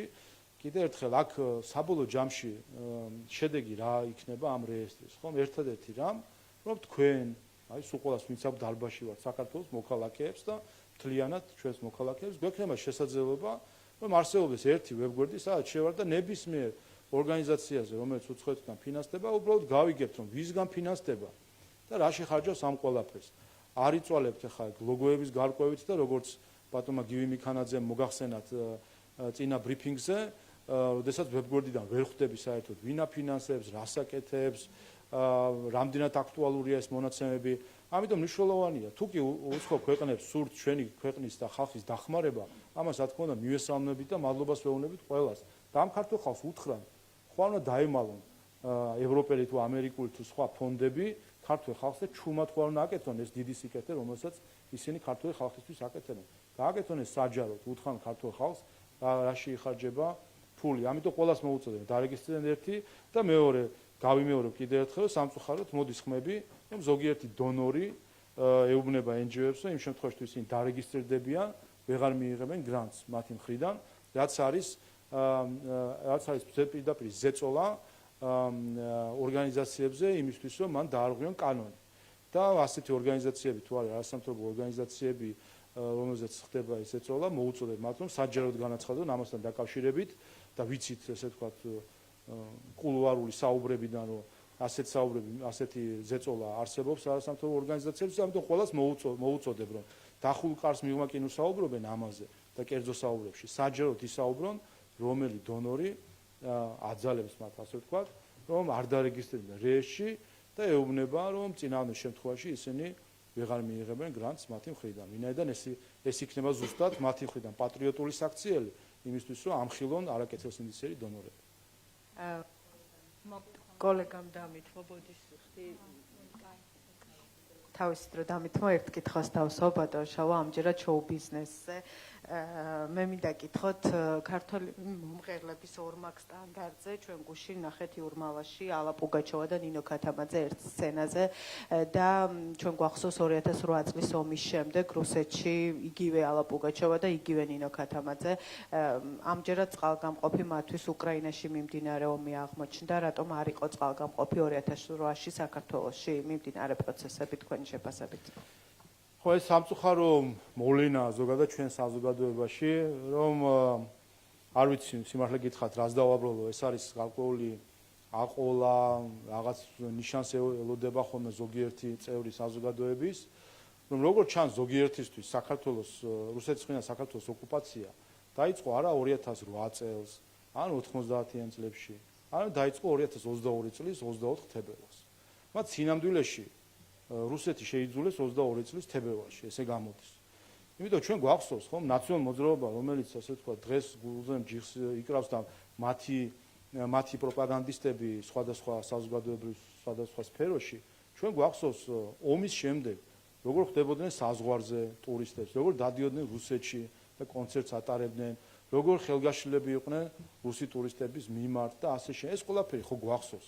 ანუ შეიძლება აი ახალგაზრდა თაობას ეს 2008, 9, 10, 11 წლები არ ახსოვს იმდენად კარგად და ამიტომ უნდა შევახსენოთ თუ რამხელა ფარისევლობასთან და თვალთმაქცობასთან გვაქვს საქმე, როდესაც დღეს რაღაც ასე ვთქვათ გარკვეული საზოგადოებრივი კლასი წარმოიქმნა თითქოს, რომელსაც ყველაფერი რუსულის ძაგს, ოღონდ ეს ძაგს 2022 წლის 24 თებერვლიდან, როდესაც ომი გაჩაღდა ჩვენი ქვეყნიდან რამდენიმე 100 თუ 1000 კილომეტრის იქით.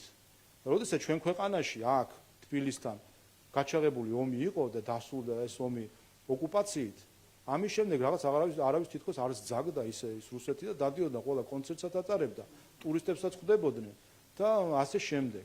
ამიტომ ეს არის თვალთმაქცობა, სამწუხარო თვალთმაქცობა, რომ შენი ქვეყნის ოკუპაცია ფიქრობ რომ დაიწყო მაშინ, როდესაც დაიწყო დონბასის ოკუპაცია. ასე რომ სამწუხარო მოვლენა არის და ამას მნიშვნელოვანია რომ საზოგადოებამ შესაბამისად შეხებოს. მოგესალმებით, თათია მაყაშვილი, საზოგადოებრივი მაუწყებელი. ერთი კითხვა მექნება თქვენთან ოპოზიციის მხრიდან წინასწარ საუბარი გაყალბებაზე, ასევე ქუჩის აქციებზე, პროტესტზე, მათ შორის მიხეილ სააკაშვილის გააქტიურდა ამ თვალსაზრისით გუშინ გააკეთა სასამართლოდან განცხადებები, რას ემსახურება წინასაარჩევნოდ, რა მიზანია აქვს, როგორ ფიქრობთ? ეს კინო ნანახი გვაქვს 2016-ში, 2020-ში, შუალედურ სხვა არჩევნებზე, ადგილობრივის თუ საპრეზიდენტო არჩევნებში, ეს კინო ნანახი გვაქვს წინასწარ გამოცხადებული გაყალბების ისტორია, რომელიც მათი მხრიდან ხდება ხოლმე, ასე ვთქვათ, წარმოჩენილი. ეს არის ვიციან სინამდვილეში რომ არანაირი მხარდაჭერა მათ არ აქვს მოქალაქეებისგან, იციან რომ მორიგი მარცხი ელით და იციან რომ ერთადერთი გზა რომ მათ ძალაუფლება მოიპოვონ ეს არის დემოკრატიის გვერდისავლით, ძალადობით და არეულობით. ეს სცადეს მათ ყოველ ჯერზე. 2020-ში იყო ყველაზე უხეში მცდელობა ამისი, როდესაც არასამთავრობო ორგანიზაციების ხელით ყალბი შედეგები ვრცელდებოდა იმისთვის რომ აერიათ სიტუაცია. მაგრამ ნახეთ რომ საზოგადოება ძალიან მალე ერკვევა ხოლმე მდგომარეობაში და აქაც რა თქმა უნდა არანაირი ასე ვთქვათ იმედი არ უნდა გქონდეთ რომ წარმატებული იქნებიან. ერთ საკითხს კიდე მინდა შევეხო, ვინმე დღეს ვნახე განცხადება ახალგაზრდა იურისტთა ასოციაციის თითქოს ეგრეთ წოდებული SLAP სტრატეგიის გამოყენებისა თითქოს ხელისუფლების მხრიდან მედიის წარმომადგენლების მიმართ დეზინფორმაციის თუ სიყალბის გავრცელებასთან დაკავშირებით სარჩელის შეტანას. ეს მე წინა ბრიფინგზეც ვთქვი, რომ ეს არის ტყუილი, რასაც ავრცელებს ახალგაზრდა იურისტთა ასოციაცია და ეს არაერთხელ მე ნათქვამი მაქვს და სამწუხარო როგორც ჩანს დონორები ამას თვალს უხუჭავენ, რომ ეს ტყუილი ვრცელდება NGO-ების მხრიდან, რომ თითქოს ცილისწამების გასაჩივრება, მათ შორის ორგანიზება ამისი არის სტრატეგიული საჩივრების სტრატეგია იმისთვის, რომ დატვირთოს მედიები. ეს არის ტყუილი აბსოლუტურად. SLAP ის ტერმინი, რასაც ისინი გამოიყენებენ, ეს ტერმინი უპირველეს ყოვლისა მიესაბეგება ამერიკაში როგორც წესი საჩივრებს და გულისხმობს შემდეგ რამეს, რომ SLAP ეწოდება ისეთ სარჩელებს, რომლებსაც არ აქვს არანაირი პერსპექტივა წარმატებაზე. ან როდესაც მომჩივანი, მაგალითად ცილისწამების საბაბით უჩივის რომელიმე მედია საშუალებას თუ მნიშვნელობა არ აქვს ორგანიზაციას ან ფიზიკურ პირს, უჩივის ოღონდ იცის, რომ წარმატებას ვერ მიაღწევს, ვინაიდან არანაირი მტკიცებულება არ აქვს ამ საქმისთვის. უბრალოდ სხვა ქვეყნებში, მათ შორის ამერიკის შეერთებულ შტატებში ისე არის სისტემა აწყობილი, რომ უპირველეს ყოვლისა ამისთვის გჭირდება შენ ადვოკატები, რომელიც ძვირი ღირს, პროცესი, რომელიც ხანგრძლივია და უწევს მეორე მხარეს ხარჯის გაწევა ისე რომ საბოლოო ჯამში მეორე მხარე, თქვათ მედია, მაინც მოგებული რჩება. მაგრამ მოსარჩელის მოგება იმაში არის, რომ მან დრო დაახარჯინა და თანხა დაახარჯინა, რაც თავარია მედიას და სულ არ აინტერესებს საბოლოო ჯამში სასამართლო პროცესს მოიგებს თუ არა. ანუ SLAP-ის მთელი იდეა მდგომარეობს იმაში, რომ ადამიანმა იცის, რომ მისი სარჩელი განწირულია წაგებისთვის, არანაირი საფუძველი არ აქვს, მაგრამ შეაგდებს ბევრ სარჩელს იმისთვის, რომ მეორე მხარეს მოუწევს ადვოკატების აყვანა, ხარჯის გაწევა და ამითი ფინანსური ტვირთი შეუქმნას მას.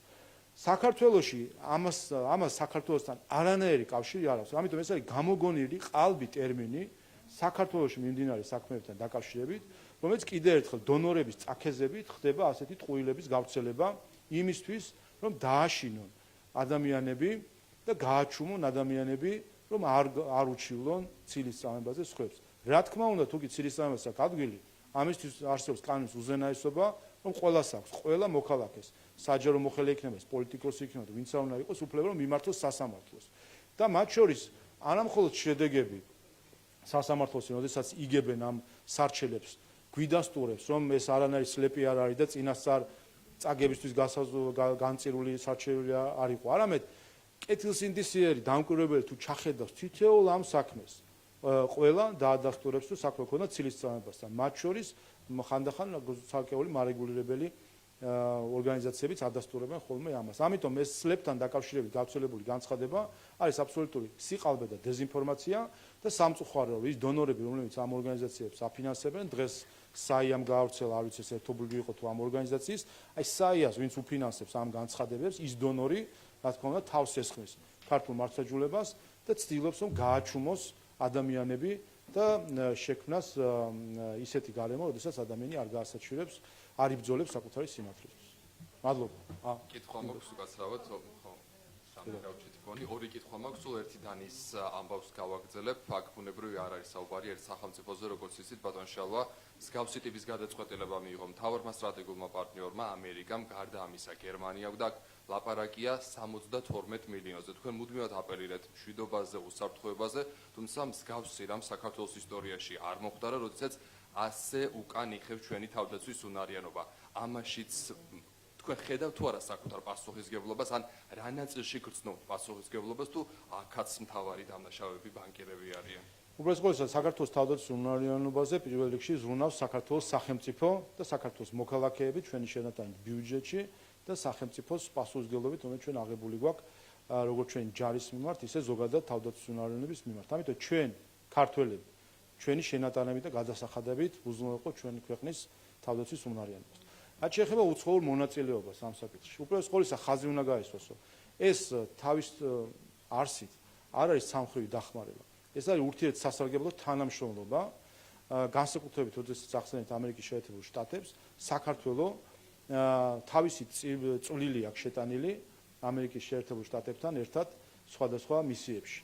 და ხაზს გავუსვამ კიდევ ერთხელ, მაშინ როდესაც ნატოს წევრების უმეტესობა ან არ აგზავნიდა სამხედროებს ავღანეთში, ან შტაბის იქით არ გადიოდა და ცხელწეტილებში არ გადიოდა, საქართველოს ჯარისკაცები იდგნენ ავღანეთში და იბრძოდნენ ამერიკელებთან ერთად. ამიტომ ეს არის ურთიერთსასარგებლო საქმიანობა და ეს არის პასუხისმგებლობა სად არის ამას ვკითხულობ? რა ნაწილშია თქვენი პასუხისმგებლობა?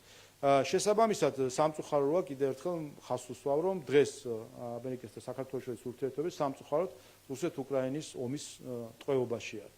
როგორც კი ეს ომი დასრულდება, რა თქმა უნდა, ეს მდგომარეობაც შეიცვლება რადიკალურად და დაუბრუნდება იმ მდგომარეობას, როდესაც ამერიკის შეერთებული შტატები კიდევ ერთხელ სწორედ დააფასებს საქართველოს პარტნიორობას და საქართველოს წლების განმავლობაში ამერიკელ ხალხს აჩვენა, რომ ის არის ყველაზე სანდო პარტნიორი რეგიონში, ჩვენ ამერიკის შეერთებულ შტატებს გავყევით არაერთ ომში და ვიბრძოდით პირველ ხაზზე. ამიტომ მე იმედი მაქვს, რომ მოვა ის მომენტი, როდესაც ეს დაფასება დაბრუნდება და დააფასებენ ჩვენი ამერიკელი კოლეგები საქართველოს როლს. რაც შეეხება ერთ საკითხს კიდე, რაც შეეხება ამ დაფინანსებების საკითხს. აქაც რა ჩანს საერთო ჯამში, თუ კი დაუკვირდები. ჩვენ ხო გვიმტკიცებდნენ, რომ დაფინანსებას და ინტერესებს ერთმანეთთან არანაირი კავშირი არ აქვს. ჩვენ ხო დონორები მათ შორის ამბობდნენ, რომ ჩვენ ფულს ვაძლევთ არასამთავრობო ორგანიზმს, მაგრამ რა შუაშია ჩვენი ინტერესი, ჩვენ ესე ვაძლევთ. აღმოჩნდა, რომ თურმე არის ხო შუაში. თუ კი ვინმე ამბობს, რომ დღეს უნდა შეაჩეროს გარკვეული დახმარება თუ ფინანსური წვლილი სხვადასხვა მიმართულებით საქართველოს სახელმწიფოში, რატო? იმიტომ რომ ფიქრობენ, რომ შესაძლოა რაღაც გარკვეული ნაბიჯები მათ ინტერესში არ შედის. და იმისთვის რომ და ვინაიდან მათ ინტერესში არ შედის, ხედავთ რომ ფინანსურ ბერკეტებსაც კი იყენებენ იმისთვის, რომ მათ ინტერესთან დაახლოვდეს. ანუ ინტერესი ამ შემთხვევაში რა შეიძლება იყოს? ანუ მაგალითად ვინაიდან კანონი თუ კანონს როდესაც კანონს უკავშირებენ, არა, უკვე კანონს ვინაიდან კანონს უკავშირებენ, ხო, გარკვეულ განცხადებაში, რომ გამჭვირვალობის კანონის მიღების გამო, არ ვიცი, თქვა რაღაცა ფინანსური დახმარება შეცვლა პირობითად, ხო? გამოდის რომ მათ ინტერესში არ არის ეს გამჭვირვალობა. ეს გასაგებია, დონორ შეიძლება არ უნდას, მაგრამ მათ ინტერესში არ არის და იმისთვის რომ ესე ვთქვათ, აიძულონ გარკვეულწილად ან მიმართონ ის იქით რომ ხელისუფლებამ შეცვალოს ეს პოზიცია და მათ ინტერესი რაც არის იმას დაუახლოვდეს, ფინანსურ ბერკეტებსაც იყენებენ. ხო, ეხლა თქვენ წარმოვიდგინეთ, თუ კი სახელმწიფოს მიმართ ფინანსურ როდესაც ვთქვათ ხელისუფლება შეიძლება მთლად იმ ინტერესებს არ ატარებს, რომელიც აქვს დამფინანსებელ სახელმწიფოს, იყენებენ ფინანსურ ბერკეტებს სახელმწიფოს მიმართ, რომელიც ამდენად ძლიერი არის და ეს არის ხო, მობილიზებული. არასამთავრობო ორგანიზაციის მიმართ ასეთი ბერკეტის გამოყენება ხო კიდევ უფრო მარტივია. როგორც კი დონორი შეხედავს, რომ არასამთავრობო ორგანიზაცია მის ინტერესის საწინააღმდეგოდ მოქმედებს, რა თქმა უნდა, იქაც ზუსტად ისევე მოიქცევა და ფინანსურ ბერკეტს გამოიყენებს ამის. ამიტომაც იმ გადაწყვეტილებებში, რომელსაც ჩვენ ვხედავთ ჩვენი პარტნიორების მხრიდან, მათ შორის ევროკავშირის მხრიდან, თქვენი პასუხისმგებლობა არის ნულოვანი.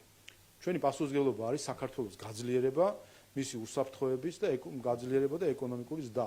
ეს არის ჩვენი პასუხისმგებლობა. ჩვენ იმის ხათრით, რომ რომელიმე დონორის ინტერესში არ არის რაღაცა ნაბიჯი საქართველოს ხელისუფლების რაღაც ნაბიჯი, ამის ხათრით ჩვენ იმ გადაწყვეტილებას, რომელიც ქართული ხალხის ინტერესშია, იმ გადაწყვეტილებას არ გადაუხვევთ. ანუ თუ კი არჩევანი არის დონორის ინტერესი თუ ქართული ხალხის ინტერესი, ჩვენ ვირჩევთ ქართული ხალხის ინტერესი. თუ არჩევანი არის უცხო ქვეყნის ინტერესი თუ ქართული ხალხის ინტერესი, ჩვენ ვირჩევთ ქართული ხალხის ინტერესი. ეს არის ქართული ოცნების 12 წლიანი გამოცდილება და ეს იყო ამის საპირისპირო იყო ნაციონალური მოძრაობის გამოცდილება 9 წლის განმავლობაში, როცა ისინი ხელისუფლებაში იყო. და დღესაც ისინი ხო ამას გვიდასტურებენ. დღეს რას გვეუბნება საერთო ჯამში ოპოზიცია? ოპოზიცია გვეუბნება, რომ გავაკეთოთ ის, რასაც გვეუბნებიან სხვები. რატომ არ უჯერებთ სხვებს? ჩვენი პასუხია რომ ჩვენ უჯერებთ ჩვენ ხალხს. ვაკეთებთ იმას, რაც კარგია ჩვენი ხალხისთვის და არა იმას, რაც გონება სხვები. იმიტომ ჩვენ სხვებისთვის დაგვეჯერებინა, დღეს ვიქნებოდით ომში ან ნაომარი ქვეყანა. რატომ? იმიტომ სხვები იმასაც გვეუბნებოდნენ, რომ ესკალაციაზე წავსულიყავით რუსეთისთვის. დაგვეჯერებინა უნდა ამ სხვებისთვის, ევროპელებისთვის, მაგალითად, რომლებიც მოგვიწოდებდნენ, რომ სანქციები დაგვეწესებინა, ჯარი გაგვეგზავნა, ჯარი რაღაც და მებრძოლები გაგვეგზავნა, იარაღი მიგვეწოდა. დაგვეჯერებინა, ოპოზიცია დაუჯერებდა იმ კაბინეტებში 2022 წლის თებერვალში და მარტში, როდესაც დაიწყო ომი უკრაინაში. სახელმწიფო კაბინეტებში ქართული ოცნების ნაცვლად, რომ ხდარიყვნენ ოპოზიციის წარმომადგენლები, ზუსტად ერთ-ორ კვირაში საქართველოს იქნებოდა ცოცხლის ალში გახვეული. ვიღას ახსოვს აღარ ვიცი, მაგრამ მაინც 9 პუნქტი რო გავიხსენოთ, გუშინ იყო შეხვედრა საგარეო საქმეთა სამინისტროში, თქვენ აპირებდით რაღაცნაირად პრეზენტაციას, როგორც ვიცით, ქართულ ოცნებაში, როგორ შეასრულდა, რა რეფორმები გატარდა ამ 9 ნაბიჯის პუნქტის კვალდაკვალ. ყველა პუნქტი შესრულებულია, მოკლედ რომ გვიპასუხოთ, აი ეს 9 პუნქტი რაც ევროკომისიამ გამოსცემია, შესრულებულია და აიღურა ეს ამბავი უკვე. როგორც 12 რეკომენდაციასთან, ისე 9 რეკომენდაციასთან დაკავშირებით პროცესი ასეა, რომ ჩვენ ვაკეთებთ ის, როგორც ჩვენ თვლით, რომ ვასრულებთ ამ 9 პუნქტს და შემდეგ, რა თქმა უნდა, ევროკავშირი აფასებს ამ შესრულებას ისე, როგორც ისინი აღიქვამენ შესრულდა თუ არა. 12 რეკომენდაციასთან დაკავშირებით ნახეთ, რომ წარმატებული იყო ჩვენი საქმიანობა, მიუხედავად იმისა, რომ ბევრი გვიდებდა ფეხს არასამთავრობო სექტორიდან და ოპოზიციიდან და იცით რომ მონაწილეობა არ მიუღია საერთოდ ოპოზიციას 12 რეკომენდაციის შესრულებაში, კანდიდატის სტატუსი ისე ავიღეთო, თითი არ დაადო ოპოზიციამ და მხოლოდ ფეხს გვიდებდა არასამთავრობო სექტორი. და ასე ავიღებთ კანდიდატის სტატუსი. რაც შეეხება 9 პუნქტთან დაკავშირებით ჩვენ საპარლამენტო ნაწილი დავასრულეთ, იმიტომ რომ იქ იყო სხვადასხვა ცვლილებები, სასამართლო ანტიკორუფციული, პერსონალურ დაცვასთან დაკავშირებით, იცით რომ კანონმდებლობა ყველაფერი მიღებული იყო, ასე ჩვენ ველოდებით შეფასებას და მათ შორის ჩვენი მოსაზრება ის არის, რომ გამჭვირვალობის კანონი პასუხობს 9 პუნქტს იმ მხრივ, რომ ზუსტად გამჭვირვალობის კანონმა და სიცხადე იმაში, თუ ვინ ვის აფინანსებს, ვინ რას აფინანსებს, ეს სიცხადე უზრუნველყოფს დეპოლარიზაციას და ნაკლებ დეზინფორმაციას. გამარჯობა. მოხს მოკლედ რომ მითხრათ, რამდენად მნიშვნელოვანია საქართველოსთვის რეგიონში სიტუაციის დასტაბილურება, აქ გულისხმობ მე უკრაინაში ომის დასრულებას, იმიტომ რომ ხშირად ვლაპარაკობთ ამ თემასთან დაკავშირებით, მათ შორის ევროინტეგრაციისთვის და იმისთვის, რომ საქართველოსა და ამერიკის შეერთებულ შტატებს შორის ურთიერთობა დასტაბილურდეს, იმიტომ რომ თქვენი მხრიდან არაერთხელ მოვისმინეთ მზაობა იმისა, რომ ურთიერთობები გადაიტვირთოს და სწორედ ამას შეუწყობს თუ არა ხელს ის, რომ უკრაინაში ომი დასრულდეს. არათუ მნიშვნელოვანი გადამწყვეტი არის ამისთვის ომის დასრულება, მე ვთქვი კიდევაც და გავიმეორებ, რომ დღეს საქართველოს, ამერიკის საქართველოს, ევროკავშირის მათ შორის ურთიერთობა არის რუსეთ-უკრაინის ომის ტყვეობაში. როგორც კი ეს ომი დასრულდება, ამ ტყვეობიდან გამოვა ეს ურთიერთობა და დაუბრუნდება იმ მდგომარეობას, როდესაც როგორც ევროპელი, ისე ამერიკელი კოლეგები უფრო რაციონალურად შეაფასებენ საქართველოსთან ურთიერთობას. მე კიდევ ერთხელ ვიტყვი, რომ ჩვენ ქართველებმა ომის სიმწარე ვიცით და ბოლო 30 წლის განმავლობაში რამდენჯერმე გამოვცადეთ, ამიტომ უკრაინაში ომის დაწყებას 22 წლის თებერვალში ჩვენ ემოციურად მომზადებული შევხვდით. იმ მხრივ რომ ეს გარკვეულწილად შინაგანი, ასე ვთქვათ, მზაობა გვაქვს, როგორ უნდა ვიმოქმედოთ ამ დროს. ევროპისთვის ეს იყო უცხო ხილი. მეორე მსოფლიო ომის შემდეგ ევროკავშირის, ევროპის შუაგულში ასეთი მასშტაბური ომი არ ყოფილა. ამიტომ რა თქმა უნდა, როდესაც ამხელა ომი დაიწყო ევროპის შუაგულში, მათთვის ეს იყო შოკი. ამ შოკურ მდგომარეობაში შეიძლება ხანდახან რაღაც არარაციონალურ გადაწყვეტილებებს იღებდნენ და შეიძლება ჩვენს მიმართაც ცოტა რაციონალური დამოკიდებულება არ იყო. ამიტომ როგორც კი ეს ომი დასრულდება, ყველა მიხვდება, რომ ყველაზე ადეკვატურად, დღეს ხო ოპოზიცია ხო აღიარებს, როგორ ადეკვატურად იქცეოდა ქართული ოცნება, დღეს რომ უარყვეს თავისი სიტყვები სანქციებთან დაკავშირებით და ამბობს არა, უნდა დაგვეწესებინა. ორ წელიწად ნახევარი გავიდა ხო იმის შემდეგ. და დღეს ყველა მათ შორის այս ომის დასრულების შემდეგ ყველა აღიარებს, რომ საქართველოს იცეოდა ყველაზე ადეკვატურად, იმიტომ რომ ჩვენ ომში ყველაზე გამოცდილი და დაბრძენებული ხალხი ვართ და გვესმის, არა მხოლოდ ისტორიულად, რას ნიშნავს ასეთ რეგიონში ყოფნა და ომებს შორის ყოფნა, არამედ ჩვენი გამოცდილებითაც. ყველა ამას მიხვდება, დააფასებს, მათ შორის საქართველოს როლსაც, როგორც ევროპის და აზიის დამაკავშირებას და რა თქმა უნდა, შეიძლება პოლიტიკაც, ტონიც, რაც თავარია ქართული ხალხის მიმართ. მოგესალმებით ბატონო შალვა, მიხარია რომ 1 საათის შემდეგ ჩვენი ჯერიც დადგა. ბატონო შალვა, აუცილებლად მეკითხოთ ირანთან დაკავშირებით, თქვენი პასუხი ძალიან მოკლე იყო. ზუსტად 3 თვის განმავლობაში ჩვენი პრემიერ-მინისტრი ჩადის ორჯერ ირანში, იმ ქვეყანაში, რომელიც არის რუსეთის ნომერ 1 მოკავშირე უკრაინის წინააღმდეგ ომში, რომელიც შაჰიდის დრონებით ამარაგებს პუტინის რეჟიმს, რომელსაც რა თქმა უნდა პუტინი იყენებს უკრაინაში მშვიდობიანი მოქალაქეების დასახოცად.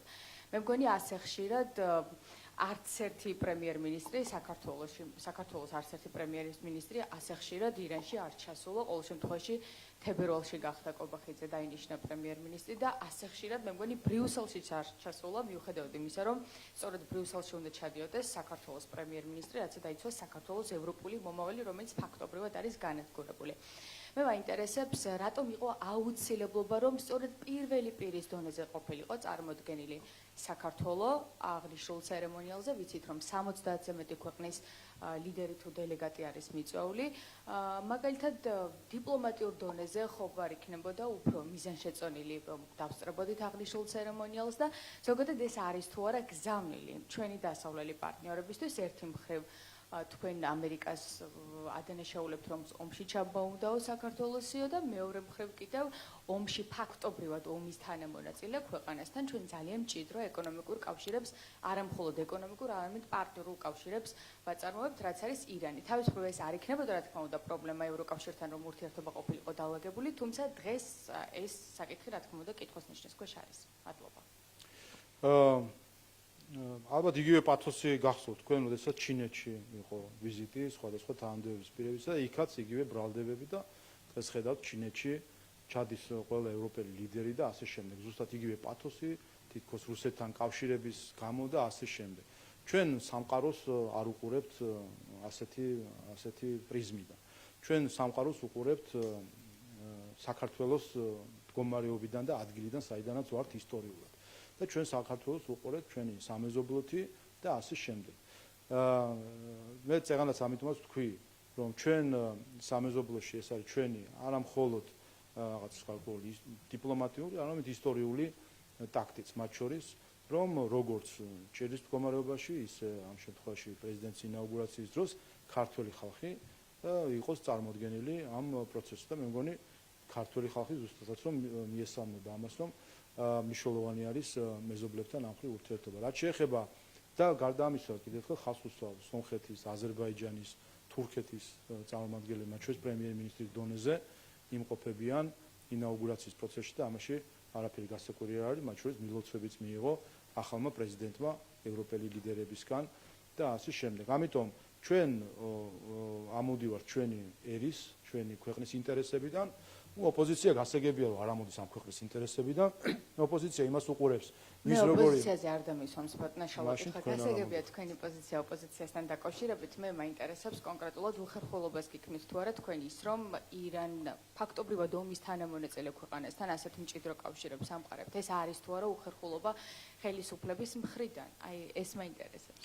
არა, ომის თანამონაწილე ჯერ ერთი ირანი არ არის, არ ვიცი მე საიდან ასკვნით თქვენ ამას, რაც შეეხება ჩვენს ურთიერთობას ირანთან, ჩვენ გვაქვს ჩვენი ისტორიული და ასევე თანამედროვე დიპლომატიური ურთიერთობები ირანთან, რომელიც ეფუძნება როგორც ერებს შორის პატივისცემას და კულტურულ მათ შორის ურთიერთობას ერებს შორის, ისე რა თქმა უნდა ჩვენს გამოხატვას ჩვენი ხალხის დამოკიდებულებისა იმ პროცესების მიმართ, რომელიც შეიძლება მიმდინარეობდეს თქვათ იგივე ინაუგურაციის სახით. ამიტომ ვფიქრობ მნიშვნელოვანი არის რომ სახელმწიფო კი არ იყურებოდეს აქეთ-იქით და მიმბაძველად კი არ მიმოქმედოს, რომ აბა სხვა რას გააკეთებს და მეც ისე მოვიქცევ.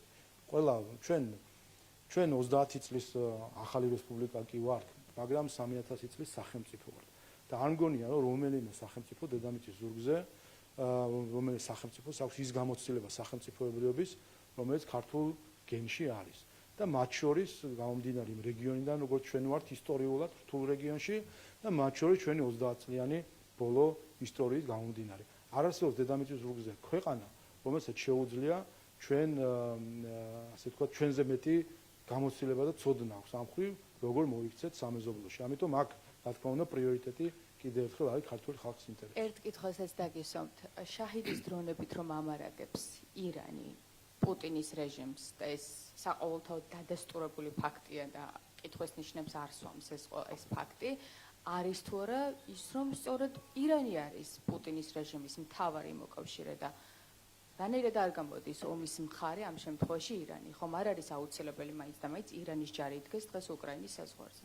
კიდევ ერთხელ, ჩვენ არავის მითითება არ გვჭირდება, როგორ მოიქცეთ სამეზობლოში და როგორ შევინარჩუნოთ მშვიდობის კუნძული ამ გეოპოლიტიკურად რთულ რეგიონში. ზუსტად ის ხალხი, რომელიც აჟიტირებს ხანიკით ხანაკეთ, აი ამ ხალხმა ატეხა აქ არაერთხელ ომი და დავიდარება, შიდა თუ გარე, ასე რომ ასეთი ხალხისგან, ქვეყნის შიგნით და მათ შორის ქვეყნის გარეთ მრჩევლებისგან, რა თქმა უნდა, ჩვენ რაიმე ასეთ რჩევას ვერ ვიღებთ. საქართველოს ხელისუფლება მოქმედებს მხოლოდ და მხოლოდ ქართული ხალხის ინტერესით. ასე რომ ქართული ხალხის ინტერესში, როდესაც არის კეთილმეზობლური ურთიერთობები და ამ კეთილმეზობლური ურთიერთობების მათ შორის ხაზგასმა და წარმოჩენა, რა თქმა უნდა, ასე მოქმედებს საქართველოს ხელისუფლება, ისე როგორც მოქმედებს სომხეთის ხელისუფლება, აზერბაიჯანის ხელისუფლება, თურქეთის ხელისუფლება. არანაირი კითხვები მათ მიმართ, რა თქმა უნდა, არ არსებობს ამ მხრივ. სხვათა შორის უკრაინისგანაც არ არსებობს ამ მხრივ რაიმე კითხვები, ხო? აი ამ ინაუგურაციაში მონაწილეობასთან დაკავშირებით. რატომღაც საქართველოს ოპოზიციას და მის კუთვნილ მედიას უჩნდება საკუთარი სამშობლოს მიმართ კითხვები, როდესაც ყველა კარგად ხვდება თუ რამდენად სწორად გააზრებულ და წინ დახილულად იწვება საქართველოს ხელისუფლება. მადლობა.